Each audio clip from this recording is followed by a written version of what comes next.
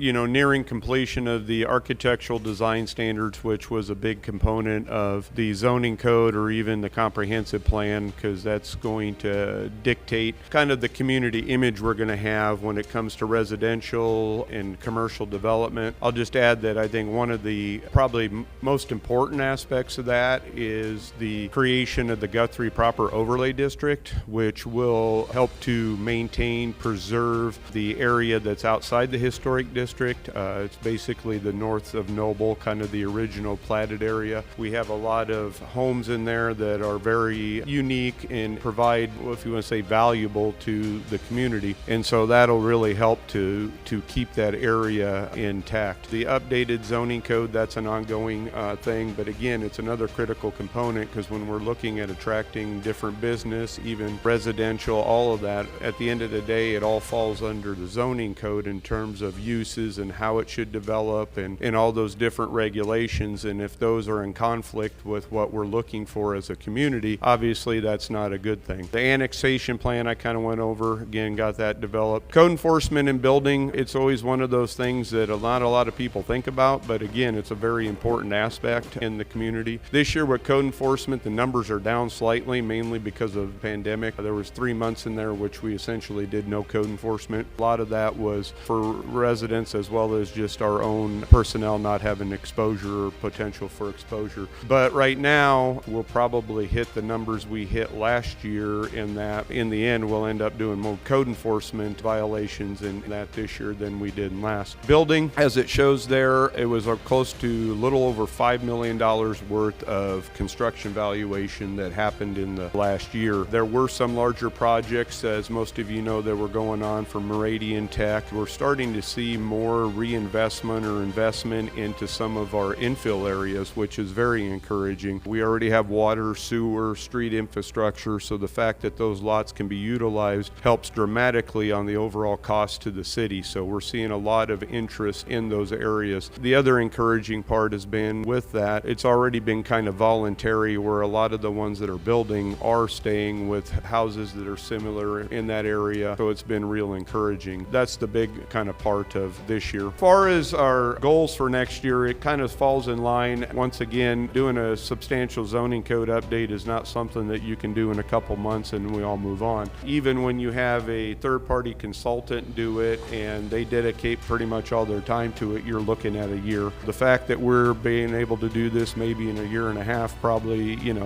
I think that's doing very well. So that's another thing we're going to continue on. And again, that's going to go a long way towards a lot of future development in the community and helping, and even on a regular basis for even businesses and citizens in town. The comprehensive plan update, again, I may look at trying to do a future land use section update, as was discussed at last year's retreat, and I think the council now is fully aware. To do an update of the general planner in that is probably going to be around $120,000 at minimum. It's a very costly process. Unfortunately, we don't have the resources to do that at the staff level, because it is something that would have to be pretty much 100% of time dedicated to. But one of the most critical parts of that comprehensive plan is the future land use section, because that really dictates how the city is going to develop, and more importantly, when we have planned developments, rezones of that sort, it's going to give an indication of, yes, that's an appropriate land use or zoning for a particular area, or no, it's not. So it's kind of the guide and the policy mechanism for a lot of that. We may look at doing a update to that section. We will have to, as discussed last year, look at a comprehensive plan update in the near future. We're at 18 years old right now. I will say that our comprehensive plan, even being 18 years old, is really not a bad plan even to this day. A lot of what's in there I think is still applicable, and a lot of the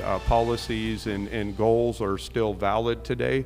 So that's the good part. There may be something too that we need to look at to maybe have some fees that go on building permits or other fees to generate some revenues to get to that point. We don't have to, again, try to find $120,000 in a budget. We may have other revenue sources to try to slowly accumulate some money so we can get half of it or something to that extent. Another aspect that is, I think it goes back to 1980 or 82, somewhere in the early 80s, our subdivision ordinance goes to. The only thing that was more outdated was our plan development ordinance. There's a lot of the subdivision ordinance that is outdated. We've probably been fortunate that we haven't had a substantial amount of subdivisions come in, so it probably hasn't been as critical as the zoning. But again, it's an element that as we see new developments come in, just as was discussed earlier, having that updated subdivision ordinance in conjunction with that zoning code and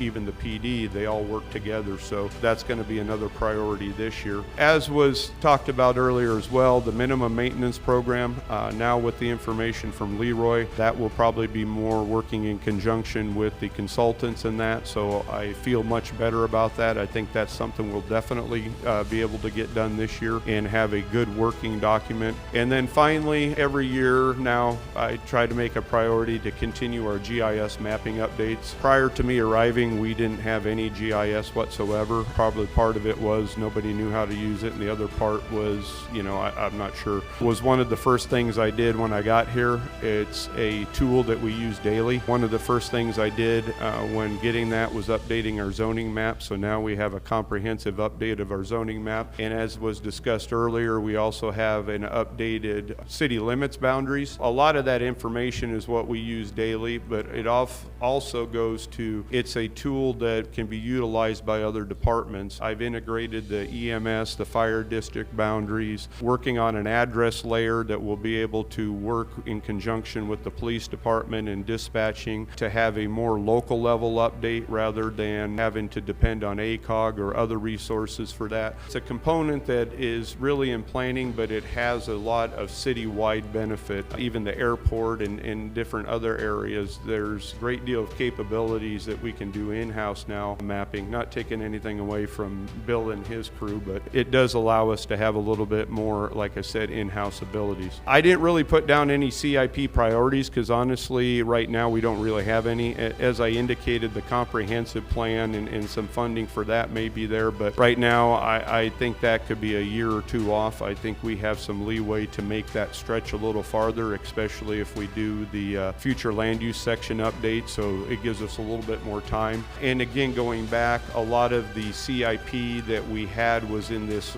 current year and the previous year with the GIS mapping. Not only getting the software, but we got computers, and we're going to be getting a scanner, basically plotter, so we can do large-scale maps as well.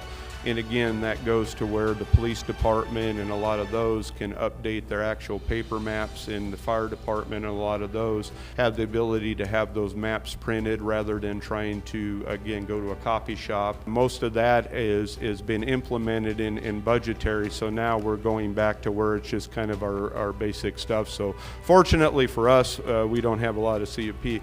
And again, I'll add, and it's one of those things, don't want to toot my own horn type of thing, but just like the zoning code update, fortunately, we're able to do that in-house. A third-party consultant probably would have been $60,000 to $80,000 to do that document.